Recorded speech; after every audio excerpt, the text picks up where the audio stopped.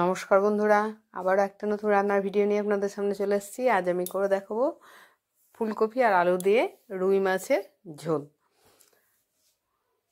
তো এটা খুব বাঙালির প্রিয় খাবার, আর এখন শীতের সময় তো ভালো টাটকা টাটকা ফুলকপি পাওয়াই যায়। আর নতুন নতুন রেসিপি আমি আপনাদেরকে বলেছিলাম যে আমি শেয়ার করব।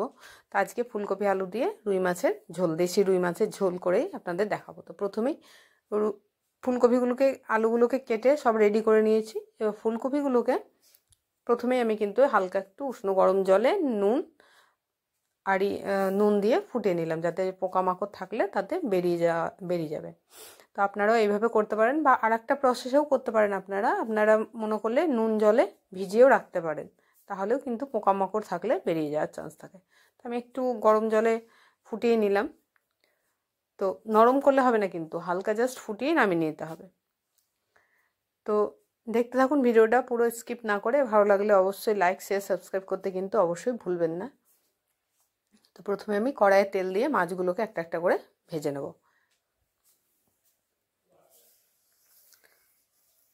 দেখুন মাছটা যে কত ভালো সুন্দর সেটা দেখে বোঝা যাচ্ছে, লাল একদম মাছটা।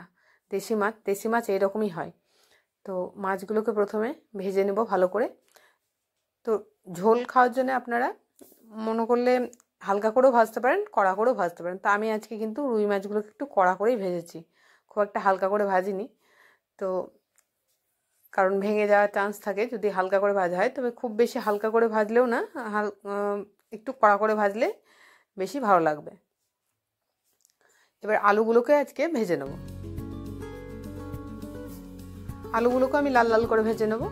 আর একটু লবণ দিয়ে দিলাম, যাতে আলুগুলো একটু মোটা মোটা করে কাটা আছে, তাড়াতাড়ি সেদ্ধ হয়ে যাবে। তার জন্য আর এখনকার ফুলকপি তো তাড়াতাড়ি সেদ্ধ হয়ে যাবে, তার উপর কষবো।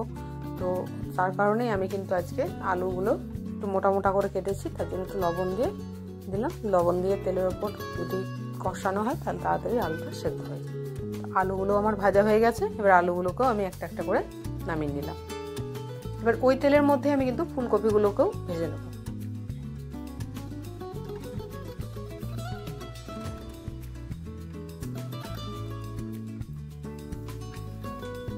ফুলকপিগুলোকেও আমি ভেজে নিলাম ওই তেলের মধ্যে ভালো করে। ফুলকপিগুলো খুব সুন্দর ছিল, টাটকা একদম ফুলকপি। তো ফুলকপিগুলোকেও ভেজে নিলাম ভালো করে। ফুলকপি যদি ভালো করে লাল লাল করে ভাজা হয়, ভালো করে একটু ভাজা হয়, তাহলে কিন্তু খেতে স্বাদটা কিন্তু খুব সুন্দর হয় ফুলকপি। আর আজ একটু রিচ করেই রান্নাটা করবো ভেবেছি। এটা হালকা পাতলা করেও খাওয়া যায়। রিচ মানে খুবই বেশি রিচ হবে তাও না, খুব হালকা হবে তাও না, মিডিয়াম হবে। তো দেখুন লাল লাল করে আমি ফুলকপিগুলোকেও ভেজে নিলাম। এবার কড়াইয়ের মধ্যে আরেকটু তেল দিয়েছি, যা তেল ছিল তাতে আরেকটু তেল দিয়েছি। অল্প একটু রসুন দিয়েছি। আমি জেনারেলি কিন্তু রসুন মাছে দিই না, তবে আজকে একটু রসুন দিয়েছি। তারপরে দুটো পেঁয়াজ, মিডিয়াম সাইজের পেঁয়াজ আমি কুচিয়ে রেখেছিলাম, সেটাও আমি এর মধ্যে দিয়ে দিলাম। পেঁয়াজটাকেও কিন্তু এবার লাল লাল করে আমি ভেজে নেব।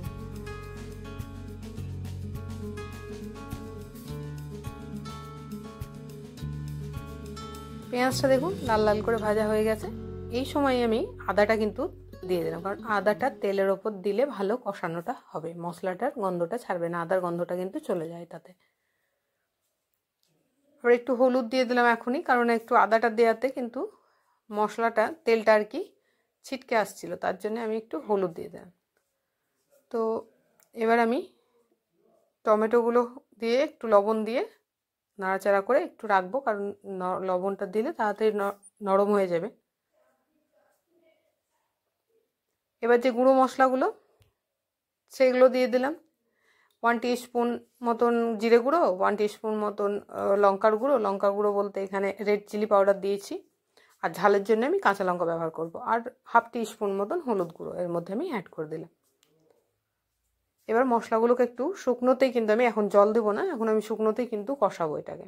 তবে কালারটা কিন্তু ভালো আসবে। মশলা সবসময় তেলের ওপর দিয়ে একটু কষালে কিন্তু শুকনো মশলা একটু কালারটা বেশি, আবার খুব বেশি কষালেও হবে না, তাহলে কিন্তু মশলা থেকে যে মশলার একটা তেঁতো ভাব চলে আসবে। তো আমার মশলাটা কষানো হয়ে গেছে। এই সময় এবার আমি ফুলকপিগুলো আর আলুগুলো এর মধ্যে দিয়ে দিলাম। এবার ফুলকপি আলু দিয়ে আমি মোটামুটি 4 থেকে 5 মিনিট মতন ভালো করে কষিয়েছিলাম।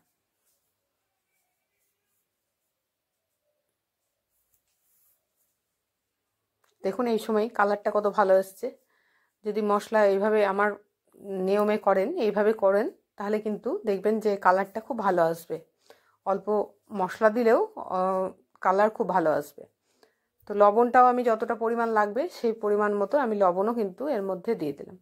মশলা আমার একদম সব ফুলকপি আলু সব কষানো হয়ে গেছে। এবার যতটা জল লাগবে আমি জলটা এর মধ্যে দিয়ে দিলাম।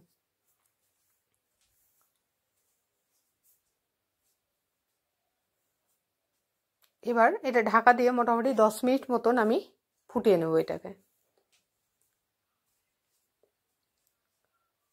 দেখুন আমি কাঁচা লঙ্কা 4টে কাঁচা লঙ্কা চিড়ে এর মধ্যে দিয়ে দিলাম, ঝালের জন্য ব্যবহার করলাম। 10 মিনিট হয়ে গেছে বন্ধুরা। 10 মিনিট পরে দেখুন কালারটা দেখুন জাস্ট কত সুন্দর হয়েছে। আর আমি একবার দেখে নেব খুন্তি দিয়ে যে এটা সেদ্ধ হয়েছে কিনা। তো দেখুন আলুগুলো আমার একদম পারফেক্টলি সেদ্ধ হয়ে গেছে। তো এবার আমি মাছগুলোকে এর মধ্যে দিয়ে দেবো। আমার যতগুলো মাছ লাগবে আমি ততগুলোই দিয়েছি এর মধ্যে। এবার মাছটা দিয়ে কিন্তু বেশিক্ষণ ফোটালে হবে না, 3 থেকে 4 মিনিট মতন ফুটিয়ে একটু ধনেপাতা ছড়িয়ে আমি এটা নামিয়ে নেব। তাহলেই আমার রান্না কিন্তু একদম রেডি। গরম গরম ভাত দিয়ে বা রুটি দিয়েও এটা খেতে অপূর্ব লাগবে, দারুণ লাগবে খেতে এটা। ভালো থাকবেন, সুস্থ থাকবেন আর আমার ভিডিওগুলো দেখতে থাকবেন। আজকের মতো এখান পর্যন্তই। টাটা।